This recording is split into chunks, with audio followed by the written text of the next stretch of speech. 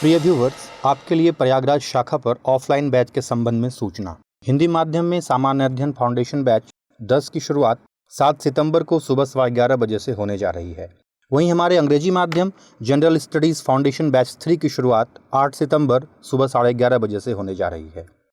नमस्कार, दृष्टि आईएएस के टुडेज जीके प्रोग्राम में आपका स्वागत है। सबसे पहले पिछले सेशन का रिकैप देख लेते हैं। पहला प्रश्न था, निम्नलिखित कथनों पर विचार कीजिए। कथन 1, विश्व जैव ईंधन दिवस पेट्रोलियम और प्राकृतिक गैस मंत्रालय द्वारा मनाया जाता है।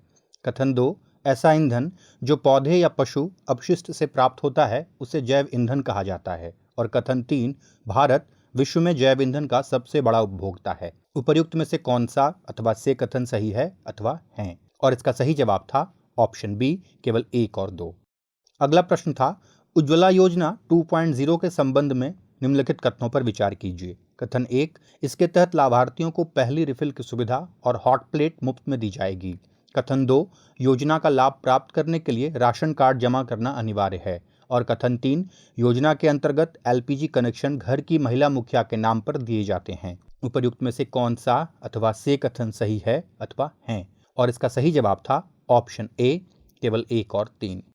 अगला प्रश्न था, मारबर्ग वायरस के संबंध में निम्नलिखित कथनों पर विचार कीजिए। कथन 1, यह वायरस फ्रूट चमगादड़ से लोगों में फैलता है। कथन 2, यह इबोला वायरस के परिवार से संबंध रखता है। और कथन 3, इसके लिए अभी तक कोई स्वीकृत टीका या एंटीवायरल उपचार उपलब्ध नहीं है। उपर्युक्त में से कौन सा अथवा से कथन सही है अथवा हैं? और इसका सही जवाब था ऑप्शन डी, 1, 2 और 3। अगला प्रश्न था, निम्नलिखित में से कौन सी समितियां भारत में जनजातीय समुदायों से संबद्ध नहीं है? पहला शिवरामन समिति, दूसरा वर्जीनियस खाखा समिति, तीसरा भूरिया आयोग और चौथा रोहिणी आयोग। नीचे दिए गए कूट का प्रयोग कर सही उत्तर चुनिए। और इसका सही जवाब था ऑप्शन ए, केवल 1 और 4। अगला प्रश्न था, निम्नलिखित कथनों पर विचार कीजिए। कथन 1, रेपो रेट वह दर है जिस दर पर आरबीआई देश के वाणिज्यिक बैंकों से पैसा उधार लेता है। कथन 2, बैंक दर वाणिज्यिक बैंकों को धन उधार देने के लिए आरबीआई द्वारा वसूल की जाने वाली दर है। उपर्युक्त में से कौन सा अथवा से कथन सही है अथवा हैं? और इसका सही जवाब था ऑप्शन बी, केवल 2। अगला प्रश्न था, सामाजिक, आर्थिक और जाति जनगणना के संबंध में निम्नलिखित कथनों पर विचार कीजिए। कथन 1, वर्ष 1931 तक प्रत्येक जनगणना में जाति के आंकड़े शामिल थे। कथन 2, स्वतंत्र भारत में 1951 से 2011 तक प्रत्येक जनगणना में अनुसूचित जातियों के आंकड़े प्रकाशित किए गए, लेकिन अनुसूचित जनजातियों और अन्य जातियों से संबंधित आंकड़े प्रकाशित नहीं किए गए। उपर्युक्त में से कौन सा अथवा से कथन गलत है अथवा हैं? और इसका सही जवाब था ऑप्शन बी, केवल 2। अगला प्रश्न था, बोहरा समिति की रिपोर्ट निम्नलिखित में से किससे संबंधित है? और इसका सही जवाब था ऑप्शन सी, राजनीति का अपराधीकरण। अगला प्रश्न था, सामान्य बीमा व्यवसाय राष्ट्रीयकरण संशोधन विधेयक 2021 के संबंध में निम्नलिखित कथनों पर विचार कीजिए। कथन 1, इसका मकसद सामान्य बीमा व्यवसाय राष्ट्रीयकरण अधिनियम 1972 में संशोधन करके बीमा कंपनी में केंद्र सरकार की कम से कम 51% हिस्सेदारी की बाध्यता को खत्म करना है। कथन 2, यह विधेयक सुनिश्चित करता है कि 1972 का अधिनियम बीमा कंपनियों पर उस दिन से लागू होगा जिस दिन से केंद्र सरकार का उन पर नियंत्रण समाप्त होगा। और कथन 3, यह संशोधन विधेयक बीमाकर्ता के निदेशक को, जो पूर्णकालिक निदेशक हैं, अपनी जानकारी और सहमति से की गई किसी भी चूक या कृत्य के लिए उत्तरदायी बनाता है। उपर्युक्त में से कौन सा अथवा से कथन सही है अथवा हैं? और इसका सही जवाब था ऑप्शन ए, केवल 1। अगला प्रश्न था, निम्नलिखित कथनों पर विचार कीजिए। कथन 1, इनका जन्म 1889 में बंगाल प्रेसिडेंसी के मिदनापुर जिले में हुआ। 6 साल की आयु में माता पिता की मृत्यु के बाद उनकी बड़ी बहन ने पालन पोषण किया। कथन 2, उन्होंने 16 साल की छोटी सी उम्र में ही पुलिस थानों के पास बम रख दिया था और सरकारी अधिकारियों को निशाना बनाया था। और कथन 3, उन्होंने भारत में ब्रिटिश प्रभुत्व के बारे में कहा था, क्या गुलामी से भी बदतर कोई बीमारी हो सकती है? ऊपर दिए गए कथन निम्नलिखित में से किस व्यक्तित्व का वर्णन करते हैं? और इसका सही जवाब था ऑप्शन सी, खुदीराम बोस। अंतिम प्रश्न था, शिक्षा के अधिकार के संबंध में निम्नलिखित कथनों पर विचार कीजिए। कथन 1, शिक्षा का अधिकार अधिनियम का उद्देश्य 6 से 16 वर्ष की आयु के सभी बच्चों को प्राथमिक शिक्षा प्रदान करना है। कथन 2, इसमें गैर प्रवेशित बच्चे को आयु के अनुसार उपयुक्त कक्षा में प्रवेश दिए जाने का भी प्रावधान है। और कथन 3, 2003 में 84वें संविधान संशोधन के माध्यम से शिक्षा के अधिकार को संविधान के भाग 3 में मौलिक अधिकार के रूप में मान्यता दी गई। उपर्युक्त में से कौन सा अथवा से कथन गलत है अथवा हैं? और इसका सही जवाब था ऑप्शन सी, केवल 1 और 3। शुरुआत करते हैं आज के सेशन की और सबसे पहले देखते हैं अभ्यास प्रश्न। निम्नलिखित कथनों पर विचार कीजिए। कथन 1, मौद्रिक नीति रिपोर्ट आरबीआई की मौद्रिक नीति समिति द्वारा प्रकाशित की जाती है। कथन 2, आरबीआई के गवर्नर मौद्रिक नीति समिति के पदेन अध्यक्ष होते हैं।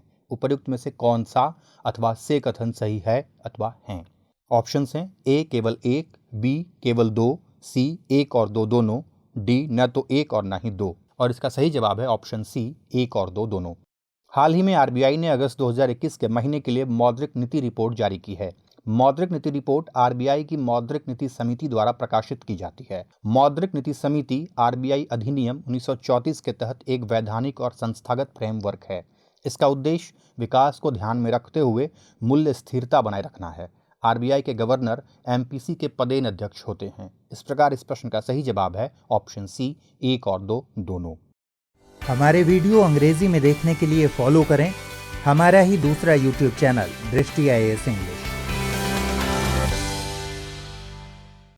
अब शुरुआत करते हैं आज के सेशन की और पहला प्रश्न है, वृद्धजनों के लिए जीवन की गुणवत्ता सूचकांक quality of life for elderly index के संदर्भ में निम्नलिखित कथनों पर विचार कीजिए। कथन 1, इसे प्रधानमंत्री की आर्थिक सलाहकार परिषद द्वारा जारी किया गया। कथन 2, वृद्ध राज्य ऐसे हैं जहां वृद्धजनों की जनसंख्या 5 मिलियन से अधिक है। और कथन 3, राजस्थान अपेक्षाकृत वृद्ध आयु वर्ग के राज्यों में शीर्ष स्थान पर था।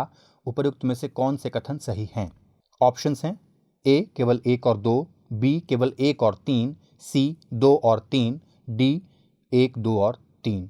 और इसका सही जवाब है ऑप्शन ए, केवल 1 और 2। प्रधानमंत्री की आर्थिक सलाहकार परिषद के अध्यक्ष डॉक्टर विवेक देबरॉय ने वृद्धजनों के लिए जीवन की गुणवत्ता सूचकांक जारी किया। इस इंडेक्स में राजस्थान और हिमाचल प्रदेश क्रमशः वृद्ध और अपेक्षाकृत वृद्ध राज्यों में शीर्ष स्थान पर रहे। वृद्ध राज्य ऐसे हैं जहां वृद्धजनों की जनसंख्या 5 मिलियन से अधिक है, जबकि अपेक्षाकृत वृद्ध राज्य ऐसे राज्य हैं जहां वृद्धजनों की जनसंख्या 5 मिलियन से कम है। इस प्रकार इस प्रश्न का सही उत्तर है ऑप्शन ए, केवल 1 और 2। अगला प्रश्न है, निम्नलिखित में से किस देश ने 2021 के लिए forum of election management bodies of south Asia की अध्यक्षता ग्रहण की है? ऑप्शंस हैं ए भारत, बी भूटान, सी बांग्लादेश, डी मालदीव। और इसका सही जवाब है ऑप्शन बी भूटान। हाल ही में फेम्बोसा यानी forum of election management bodies of south Asia की 11वीं वार्षिक बैठक का आयोजन किया गया। 2021-22 के लिए भूटान के चुनाव आयोग को इसकी अध्यक्षता की बागडोर सौंपी गई है। इस प्रकार इस प्रश्न का सही उत्तर है ऑप्शन बी भूटान। अगला प्रश्न है, निम्नलिखित कथनों पर विचार कीजिए। कथन 1, सार्वजनिक उद्यम विभाग भारी उद्योग मंत्रालय के अंतर्गत आता है। कथन 2, सार्वजनिक क्षेत्र उद्यम सर्वेक्षण प्रतिवर्ष सार्वजनिक उद्यम विभाग यानी DPE द्वारा जारी किया जाता है। उपर्युक्त में से कौन सा अथवा से कथन सही है अथवा हैं? ऑप्शंस हैं ए केवल 1, बी केवल 2, सी 1 और 2 दोनों, और डी न तो 1 और न ही 2। और इसका सही जवाब है ऑप्शन बी, केवल 2। सार्वजनिक उद्यम विभाग भारत सरकार के वित्त मंत्रालय के अंतर्गत आता है। सार्वजनिक उद्यम विभाग प्रतिवर्ष केंद्रीय सार्वजनिक क्षेत्र के उद्यमों के प्रदर्शन को लेकर सार्वजनिक क्षेत्र उद्यम सर्वेक्षण जारी करता है। इस प्रकार इस प्रश्न का सही उत्तर है ऑप्शन बी, केवल 2।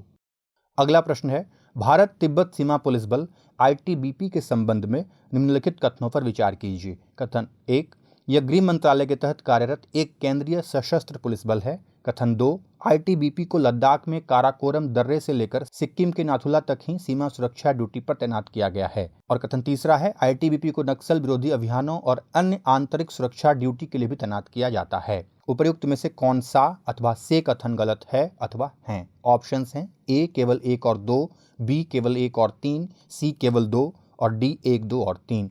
और इसका सही जवाब है ऑप्शन सी, केवल 2। भारत तिब्बत सीमा पुलिस बल यानी ITBP भारत सरकार के गृह मंत्रालय के अधीन कार्यरत एक केंद्रीय सशस्त्र पुलिस बल है। वर्तमान में ITBP लद्दाख में काराकोरम दर्रे से लेकर अरुणाचल प्रदेश के जाचेप ला तक 3488 किलोमीटर लंबी भारत चीन सीमा पर तैनात है। इसे नक्सल विरोधी अभियानों और अन्य आंतरिक सुरक्षा ड्यूटी के लिए भी तैनात किया जाता है। इस प्रकार इस प्रश्न का सही जवाब है ऑप्शन सी, केवल 2।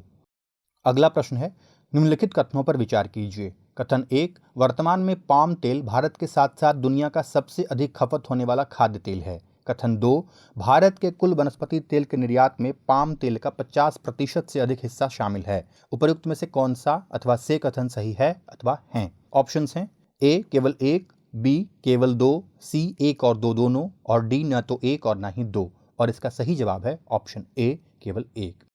वर्तमान में पाम तेल दुनिया का सबसे अधिक खपत वाला वनस्पति तेल है। इसका उपयोग डिटर्जेंट, प्लास्टिक, सौंदर्य प्रसाधन और जैव ईंधन के उत्पादन में किया जाता है।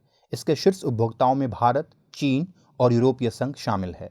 भारत विश्व में वनस्पति तेल का सबसे बड़ा उपभोक्ता है। पाम तेल का आयात भारत के कुल वनस्पति तेल के आयात का लगभग 55% है। इस प्रकार इस प्रश्न का सही उत्तर है ऑप्शन ए केवल एक। अगला प्रश्न है, भील जनजाति के संबंध में निम्नलिखित कथनों पर विचार कीजिए। कथन 1, इस आदिवासी समूह के लोग केवल छत्तीसगढ़, गुजरात, कर्नाटक और राजस्थान में रहते हैं। कथन 2, यह नाम बिल्लू शब्द से बना है जिसका अर्थ धनुष है। और कथन 3, भीलों ने 1825 में सेवाराम के नेतृत्व में नए मालिकों और अंग्रेजों के खिलाफ विद्रोह किया। उपर्युक्त में से कौन सा अथवा से कथन सही है अथवा हैं? ऑप्शंस हैं ए केवल एक और दो, बी केवल एक और तीन, सी केवल दो और तीन, और डी उपरोक्त सभी। और इसका सही जवाब है ऑप्शन सी केवल दो और तीन। भील जनजाति छत्तीसगढ़, गुजरात, कर्नाटक, मध्य प्रदेश, महाराष्ट्र, आंध्र प्रदेश और राजस्थान में निवास करती है। भील नाम बिल्लू शब्द से बना है जिसका अर्थ धनुष है। 1817 से 1819 के दौरान भीलों ने नए मालिकों और ब्रिटिश ईस्ट इंडिया कंपनी के खिलाफ विद्रोह कर दिया था। इस विद्रोह को अंग्रेजों ने कुचल दिया। हालांकि 1825 में सेवाराम के नेतृत्व में भीलों ने फिर से विद्रोह किया। इस प्रकार इस प्रश्न का सही उत्तर है ऑप्शन सी केवल 2 और 3। अगला प्रश्न है, राष्ट्रीय बाल अधिकार संरक्षण आयोग NCPCR के संदर्भ में निम्नलिखित कथनों पर विचार कीजिए। कथन 1, यह बाल अधिकार संरक्षण आयोग अधिनियम 2005 के तहत मार्च 2007 में स्थापित एक वैधानिक निकाय है। और कथन 2, यह शिक्षा का अधिकार अधिनियम 2009 के तहत बच्चों के मुफ्त और अनिवार्य शिक्षा के अधिकार से संबंधित शिकायतों की जांच करता है। और कथन 3, यह लैंगिक अपराधों से बच्चों का संरक्षण अधिनियम 2012 के कार्यान्वयन की निगरानी करता है। उपर्युक्त में से कौन सा अथवा से कथन सही है अथवा हैं? ऑप्शंस हैं ए केवल एक और दो, बी केवल दो और तीन, सी केवल एक और तीन, और डी एक, दो और तीन। और इसका सही जवाब है ऑप्शन डी एक, दो और तीन। राष्ट्रीय बाल अधिकार संरक्षण आयोग बाल अधिकार संरक्षण आयोग अधिनियम 2005 के तहत मार्च 2007 में स्थापित एक वैधानिक निकाय है। यह महिला एवं बाल विकास मंत्रालय के प्रशासनिक नियंत्रण में है। यह आयोग भारत के संविधान और बाल अधिकारों पर संयुक्त राष्ट्र कन्वेंशन में निहित बाल अधिकारों के कार्यान्वयन के लिए प्रतिबद्ध है। यह शिक्षा का अधिकार अधिनियम 2009 के तहत बच्चों के मुफ्त और अनिवार्य शिक्षा के अधिकार से संबंधित शिकायतों की जांच करता है। यह आयोग लैंगिक अपराधों से बच्चों के संरक्षण अधिनियम 2012 के कार्यान्वयन की भी निगरानी करता है। इस प्रकार इस प्रश्न का सही उत्तर है ऑप्शन डी केवल 1, 2 और 3। अगला प्रश्न है, संविधान संशोधन विधेयक के संबंध में निम्नलिखित कथनों पर विचार कीजिए। कथन 1, अनुच्छेद 368 के तहत संविधान संशोधन विधेयक केवल निचले सदन यानी लोकसभा में पेश किया जा सकता है और फिर यह विधेयक प्रत्येक सदन द्वारा विशेष बहुमत से पारित किया जाता है। कथन 2, किसी भी सामान्य विधेयक की तरह संविधान संशोधन विधेयक को पारित करने के लिए संयुक्त बैठक का प्रावधान है। इनमें से कौन सा अथवा से कथन गलत है अथवा हैं? ऑप्शंस हैं ए केवल एक, बी केवल दो, सी एक और दो दोनों, और डी न तो एक और न ही दो। और इसका सही जवाब है ऑप्शन सी एक और दो दोनों। अनुच्छेद 368 के तहत संविधान संशोधन विधेयक संसद के किसी भी सदन में पेश किया जा सकता है और फिर यह विधेयक प्रत्येक सदन द्वारा विशेष बहुमत से पारित किया जाता है।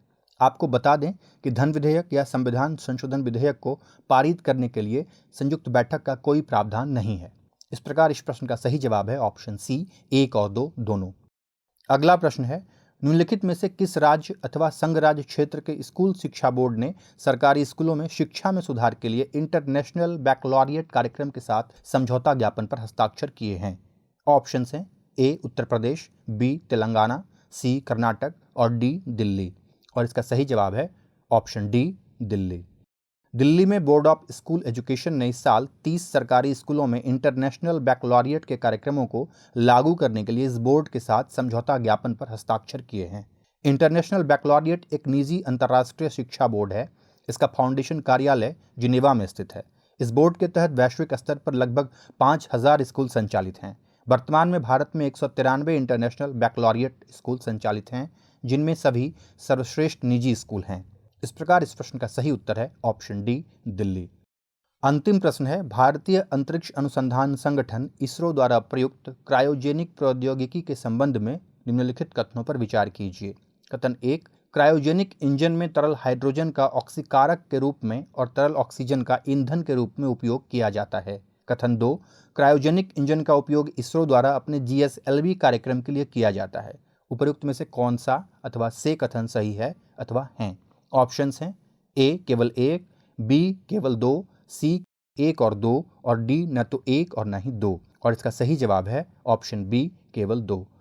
क्रायोजेनिक इंजन में ऑक्सीकारक के रूप में तरल ऑक्सीजन और ईंधन के रूप में तरल हाइड्रोजन का उपयोग किया जाता है। इसरो द्वारा अपने GSLV कार्यक्रम के लिए क्रायोजेनिक इंजन का उपयोग किया जाता है। इसका अर्थ ऑब्जर्वेशन सैटेलाइट गुरुवार को सतीश धवन अंतरिक्ष केंद्र से लॉन्च किया गया। हालांकि प्रक्षेपण के कुछ मिनट बाद रॉकेट के क्रायोजेनिक चरण में समस्या के कारण मिशन पूरा नहीं किया जा सका। इस प्रकार इस प्रश्न का सही उत्तर है ऑप्शन बी, केवल 2। अब बारी है आज के अभ्यास प्रश्न की। काजीरंगा राष्ट्रीय उद्यान के संदर्भ में निम्नलिखित कथनों पर विचार कीजिए। कथन 1, यह यूनेस्को की विश्व धरोहर स्थल की सूची में शामिल है। और कथन 2, दुनिया भर में एक सींग वाले गैंडों का सबसे अधिक घनत्व इसी राष्ट्रीय उद्यान में पाया जाता है। उपर्युक्त में से कौन सा अथवा से कथन सही है अथवा हैं? ऑप्शंस हैं ए केवल 1, बी केवल 2, सी 1 और 2 दोनों और डी न तो 1 और न ही 2। उत्तर हमें कमेंट सेक्शन में जरूर भेजिएगा। अगले सेशन में फिर मिलते हैं। शुक्रिया। प्रिय व्यूवर्स, TG के प्रोग्राम को इंग्लिश में देखने के लिए देखिए हमारा दृष्टि IAS इंग्लिश यूट्यूब चैनल।